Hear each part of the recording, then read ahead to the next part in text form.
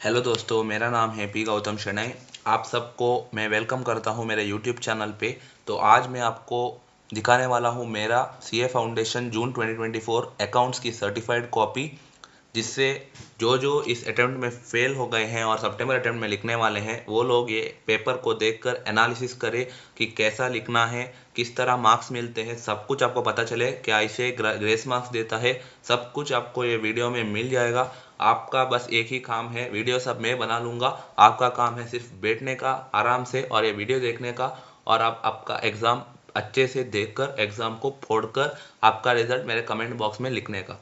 ये सब करोगे तो मुझे बहुत खुशी होगी, ठीक है। तो बिना किसी आपका टाइम वेस्ट करते हुए वीडियो को स्टार्ट करते हैं, क्योंकि आपका टाइम बहुत प्रेशियस है, तो मैं आपका टाइम बिल्कुल भी बर्बाद नहीं करना चाहता। तो बिल्कुल से वीडियो को स्टार्ट करते हैं। आप सभी ये पूरा वीडियो देखिए, सब कुछ एनालिसिस करूँगा। तो चलिए स्टार्ट करते हैं। देखिए ये पहला पेज है। मैं आपको बताता हूँ, अकाउंट्स में मुझे 80 मार्क्स मिले हैं। तो मेरा मार्क्स 77.5 आपको दिख रहा होगा यहाँ पर।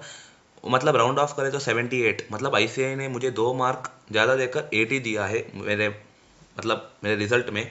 तो आप देख लीजिए, यहाँ पर 5 क्वेश्चन मैंने अटेम्प्ट किए हैं। फर्स्ट वाला, सेकेंड वाला, थर्ड वाला, फिफ्थ और सिक्स्थ, ठीक है। तो स्टार्ट करते हैं पहला पेज से।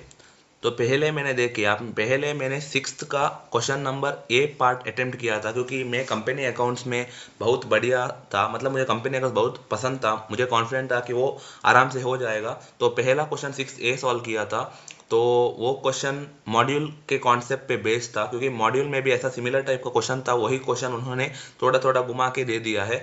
तो आप देख सकते हैं मेरा पहले 5 जर्नल एंट्री बिल्कुल सही है। देखिए सब कुछ राइट मार्क्स दिया हुआ है। तो अगर हम सेकंड पेज में चले तो यहाँ पर भी देखिए करेक्ट है। यहाँ पर एक जर्नल एंट्री रॉन्ग हो चुका है, मुझे भी पता नहीं है क्यों रॉन्ग है, सजेस्टेड आंसर नहीं आया है तो मुझे पता नहीं है, बट हो सकता है कुछ रॉन्ग हो।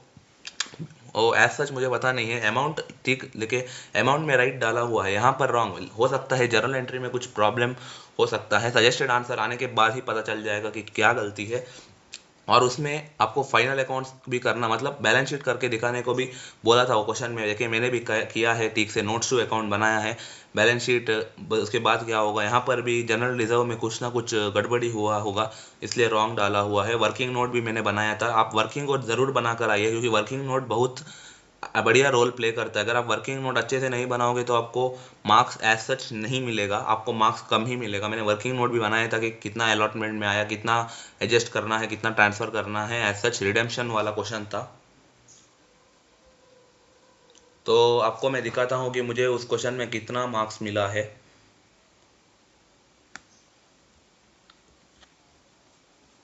आप यहाँ पर देख सकते हैं, मुझे 6A के क्वेश्चन में 15 में से 13 मार्क मिले हैं, मतलब 2 मार्क कट चुके हैं। वो जर्नल एंट्री एक रॉन्ग हुआ है और बैलेंस शीट में कुछ एक अमाउंट फिगर है, तो एक एक मार्क वहाँ पर हम डिडक्ट करेंगे तो 2 मार्क डिडक्ट होगा। तो 15 में से 13 मार्क कोई बुरी बात नहीं है, अच्छा ही मार्क है, ठीक है। तो अभी हम चलते हैं सेकेंड क्वेश्चन की ओर। तो सेकंड क्वेश्चन था आपका रेक्टिफिकेशन ऑफ एरर्स, 12 मार्क का क्वेश्चन आया हुआ था। और रेक्टिफिकेशन ऑफ एरर्स मेरा फेवरेट कॉन्सेप्ट था, मुझे पता था कि वो आराम से हो जाएगा। तो रेक्टिफिकेशन ऑफ एरर मेरा सब कुछ क्वेश्चन ठीक है, 12 में से 12 मुझे फुल मिले हैं। मैं आपको पहले दिखा देता हूँ, 12 में से 12 मिले हैं। तो आप क्वेश्चन देख लीजिए, 2A है। तो दिखाता हूँ, एक मिनट।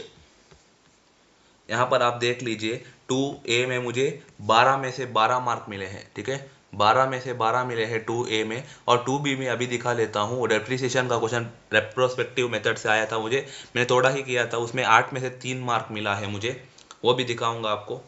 उससे पहले आप देख लीजिए, रेक्टिफिकेशन में 12 में से 12 मिला है, तो दिखा देता हूँ। देखिए जर्नल एंट्री सब कुछ मैंने date, column, particulars, debit, credit, amount और इन द बुक्स ऑफ सब कुछ लिखा है, सिस्टमैटिक किया है।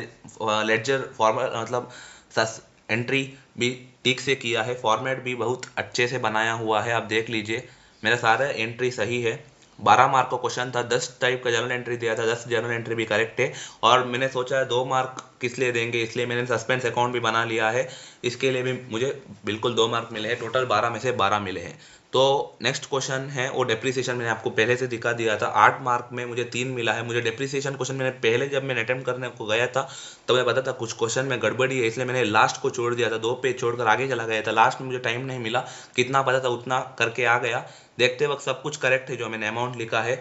फिर मैंने ये सब नहीं बनाया वर्किंग नोट सब, क्योंकि टाइम नहीं था। मुझे 8 में से 3 मार्क मिला है, वो बढ़िया ही है, क्योंकि 8 में से 3 मिलना एक कला ही है, क्योंकि वो क्वेश्चन में कुछ गड़बड़ी थी, मतलब डेप्थ पर्सपेक्टिव हमको नहीं था, तो इस कारण ओके ओके सा है। तो देखिए मैंने जोड़ दिया था वो मशीनरी अकाउंट के लिए क्वेश्चन। तो अब नेक्स्ट क्वेश्चन में चलते हैं, वो था आपका फाइनल अकाउंट्स, मतलब फाइनल अकाउंट्स नहीं, एनपीओ का क्वेश्चन था। 12 मार्क का क्वेश्चन 3A। आपको पहले मार्क दिखा देता हूँ।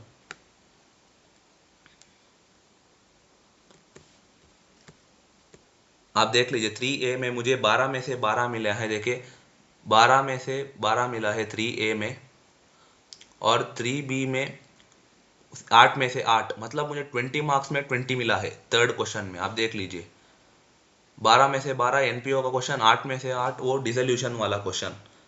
वो सब कुछ करेक्ट था मेरा क्वेश्चन, मुझे भी कॉन्फिडेंट था कि 20 मार्क तो मिलेगा ही मिलेगा।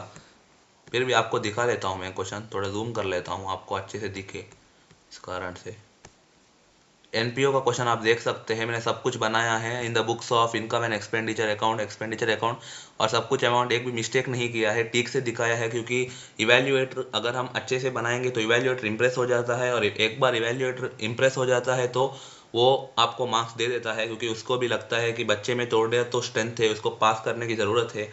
तो आप देख सकते हैं मैंने वर्किंग नोट भी बनाया है, बैलेंस शीट, और नेक्स्ट पेज में एक्चुअल बैलेंस शीट भी बनाया है, और बैलेंस शीट भी टैली हो चुका है। वर्किंग नोट्स आप देख सकते हैं, एज सच सजाने की ज़रूरत नहीं है। वर्किंग नोट सिर्फ इसलिए है क्योंकि हमको दिखाना है कि हमको ये फिगर कहाँ से आया।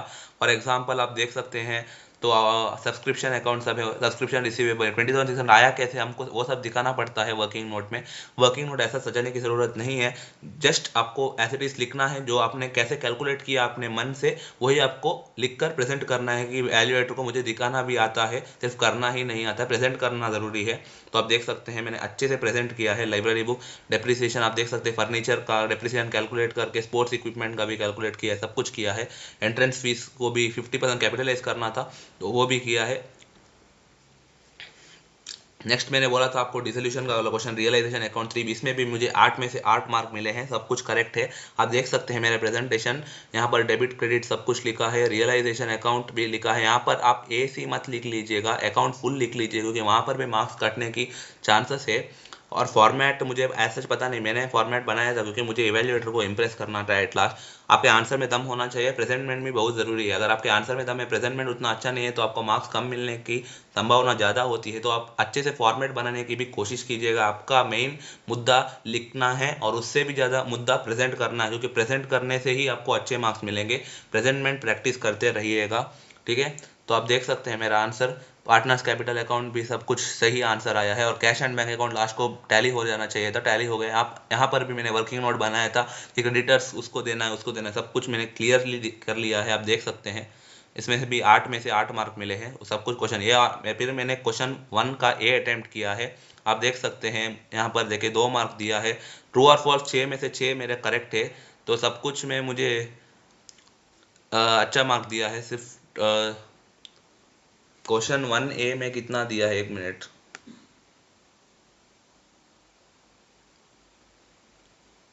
वो क्वेश्चन 1A में ट्रू और फॉल्स में मुझे 12 में से सिर्फ 9.5 मार्क्स मिला है, कम मिला है गाइस, इसमें कम मिला है मुझे। ट्रू और फॉल्स में 12 में से सिर्फ 9.5। आंसर एज सच मेरा करेक्ट था, आप दिखा देता हूँ मैं आपको। यहाँ पर देख, पहला क्वेश्चन में 2 मार्क्स मिला है, सेकंड क्वेश्चन मैंने करेक्ट लिखा है, फिर 1.5 मार्क्स मिला है। क्यों एज सच मुझे पता नहीं,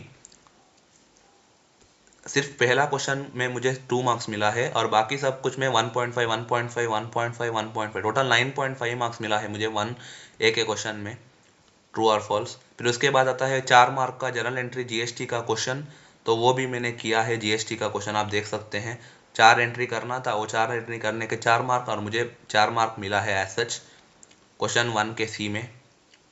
तो नेक्स्ट क्वेश्चन आता है इन्वेंट्री, आप यहाँ पर देख सकते हैं मुझे 5 मार्क मिला है इन्वेंट्री में। इन्वेंट्री क्वेश्चन भी सही है, 2 एडजस्टमेंट आपके सब मॉड्यूल का ही एडजस्टमेंट से घुमा फिरा के दिया है। अगर आपने मॉडल अच्छे से किया होगा, ये क्वेश्चन भी आपने अच्छे से किया ही होगा, क्योंकि बहुत आसान क्वेश्चन था। 4,36,000 ये करेक्ट आंसर है मेरे हिसाब से, मुझे 5 में से 5 मिला है। और नेक्स्ट क्वेश्चन है मैन्युफैक्चरिंग अकाउंट, इसमें चॉइस आया था मैन्युफैक्चरिंग अकाउंट या BRS bank reconciliation statement. Bank reconciliation statement मैंने नहीं किया था, क्योंकि तो उसमें थोड़ा एक टेढ़ा एडजस्टमेंट था, वो मुझे पता नहीं था, इसलिए मैंने मैन्युफैक्चरिंग अकाउंट किया था। मैन्युफैक्चरिंग अकाउंट 5 में से 5 मिला है। यहाँ पर वर्किंग नोट भी बनाया है मैंने नेट परचेसेस के बारे में, सब कुछ सही है। यहाँ पर थोड़ा काटा काटी हुआ था क्योंकि थोड़ा कन्फ्यूजन हुआ था, क्योंकि वो परचेज पावर एंड इलेक्ट्रिक आप देख सकते हैं मेरे आंसर को। नेक्स्ट क्वेश्चन में चलते हैं, वो है 5 के सी पार्ट, मतलब जर्नल एंट्री का पार्ट। आप देख सकते हैं जर्नल एंट्री, इसमें मुझे एक मिनट,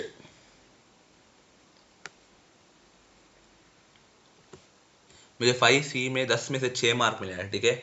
ओके, जर्नल एंट्री में मुझे सिर्फ 6 मार्क मिला है।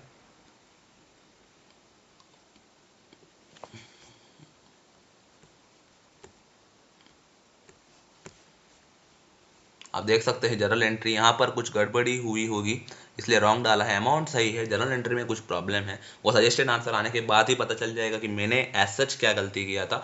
आप लोग प्रेजेंटेशन में फोकस कीजिएगा कि मैंने कैसे प्रेजेंट किया था आंसर। और अगर आप ये मत सोचिएगा कि मुझे मार्क दिया है या नहीं, आप ये सोचिएगा अगर आप वैल्यूएटर होते, अगर आप पेपर करेक्शन कर रहे होते, तो आप पेपर को देखकर आपको कैसा फील कर रहा है। अगर आप आपके खुद के पेपर को देख लीजिए और आप सोचिए अगर आप वैल्यूएटर होते तो आप मार्क देते क्या। आपको कंसंट्रेशन के साथ आप फुल पेपर देख सकते थे क्या। अगर आपने अच्छे से प्रेजेंटमेंट किया है तो आपको मन होगा कि देखते हैं क्या बच्चे ने लिखा है। अगर आप प्रेजेंटमेंट ही ठीक नहीं करते तो आपको मन ही नहीं लगेगा कि करेक्शन करूं, क्योंकि आपको लगेगा ये क्या लिखा है बच्चे ने। अगर आप अच्छे से प्रेजेंटमेंट करोगे तो प्रेजेंटमेंट करने से आपका इंप्रेशन बढ़ता है, वैल्यूएटर इंप्रेस हो जाएगा, और वैल्यूएटर इंप्रेस हो जाएगा तो ठीक से पढ़ेगा और ठीक से नंबर देगा। तो आप प्रेजेंटमेंट में ज़्यादा फोकस कीजिएगा। कंटेंट तो आप पैसे भी पढ़ने में माहिर हो, मुझे पता है आप सीए स्टूडेंट ही हो, ठीक है। तो नेक्स्ट हम पेज दिखाता हूँ मैं आपको, इसमें मुझे 10 में से 6 मार्क मिला है। वो जर्नल एंट्री कुछ रॉन्ग हुआ था और वर्किंग नोट भी बनाया है मैंने एज सच। और यहाँ पर मेरा पेपर समाप्त होता है। आप देख सकते हैं अभी मार्क्स कहाँ कहाँ मिला, आप ठीक से देख लीजिएगा। तो पहले क्वेश्चन ए में ट्रू और फॉल्स 12 में से 9.5। मैंने थियरी कुछ अटेम्प्ट नहीं की था, मैं थियरी पढ़ के ही नहीं गया था, क्योंकि मुझे पता था थियरी 100 में से अगर 8 मार्क्स थियरी आने वाला है तो क्यों थियरी में टाइम बर्बाद करो, इसलिए मैंने थियरी कुछ पढ़ा ही नहीं था और अटेम्प्ट भी नहीं किया है। तो पहले आप देख लीजिए, मैं समरी कर लेता हूँ एक बार। फर्स्ट क्वेश्चन में फर्स्ट ए का पार्ट जो है वो 12 में से मुझे सिर्फ 9.5 मार्क्स मिला है। वो ट्रू और फॉल्स का क्वेश्चन था, वो सब सही थे आंसर, बट क्यों मुझे 9.5 मिला है पता नहीं, बट ओके। फर्स्ट बी में मुझे 4 में से एक भी मार्क नहीं मिला है, मतलब वो थियरी क्वेश्चन था। वो थियरी क्वेश्चन मैंने बताया है आपको कि मैंने अटेम्प्ट ही नहीं किया था। फर्स्ट सी का 4 मार्क्स जनरल एंट्री जीएसटी का क्वेश्चन, उसमें भी 4 में से 4 मिला है। तो सेकंड क्वेश्चन में चलते हैं। सेकंड ए का क्वेश्चन था आपको rectification of errors. Rectification of error मैंने बोला था आपको 12 में से 12 मिला है मुझे। सेकंड बी का पार्ट डेप्रिसिएशन का था, रेट्रोस्पेक्टिव, 8 में से 3 मार्क मिला है। थर्ड क्वेश्चन थर्ड ए का पार्ट जो था वो था एनपीओ, 12 में से 12 मिला है। थर्ड बी का पार्ट जो था वो क्वेश्चन आपका डिसोल्यूशन का था, 8 में से 8 मिला है। फोर्थ क्वेश्चन मैंने अटेम्प्ट नहीं किया था, वो सिंगल एंट्री और एडमिशन वाला। और फिफ्थ क्वेश्चन में अगर की बात करें तो फिफ्थ ए का क्वेश्चन आपका इन्वेंट्री का था। फिफ्थ बी का क्वेश्चन आपका मैन्युफैक्चरिंग अकाउंट का था, जो 5 में से 5, 5 में से 5 मिला है। और फिफ्थ सी का पार्ट जो था वो जर्नल एंट्री का था, वो आपका रिडेम्पशन का कुछ क्वेश्चन 10 में से 6 मार्क मिला। और सिक्स्थ के क्वेश्चन में सिक्स्थ ए आपका जर्नल एंट्री का क्वेश्चन जो मैंने पहले क्वेश्चन किया था रिडेम्पशन ऑफ रेफरेंस शेयर का, 15 में से 13 मिला है। और सिक्स्थ के बी में जो क्वेश्चन है वो थियरी क्वेश्चन था, और थियरी क्वेश्चन मैंने आपको बताया था कि मैंने अटेम्प्ट नहीं किया था। तो आज के लिए बस इतना ही गाइस, ठीक है। तो मैंने आपको अच्छे से समझा दिया है कि मैंने कैसे अटेम्प्ट किया था और मुझे कहाँ मार्क आया है। तो एज सच मुझे यहाँ पर आप देख सकते हैं मुझे 77.5 मार्क्स, मतलब राउंड ऑफ करे तो 78 आया था, बट मुझे 80 मार्क्स मिले हैं। शायद 2 मार्क का ग्रेस मिला होगा डेप्रिसिएशन के क्वेश्चन के कारण, क्योंकि वो क्वेश्चन ठीक नहीं है। तो आप सब बिल्कुल कमेंट कीजिएगा कि आपको कैसा लगा मेरा पेपर। अगर आप इवैल्यूएट होते तो मुझे कितना मार्क्स मिलता, वो भी आप कमेंट सेक्शन में डाल दीजिएगा। तो आज के लिए बस इतना ही। अगर आपको ऐसा कंटेंट पसंद है, अगर आपको मेरे सीए जर्नी के बारे में जानना है, तो सब्सक्राइब बटन नीचे ही है, आप सब्सक्राइब कर सकते हैं, सिर्फ ये बटन ही तो दबाना है। और as such thank you, see you, bye bye. मैं आपका दोस्त, आपका host P Gautam Shenai, signing off, bye.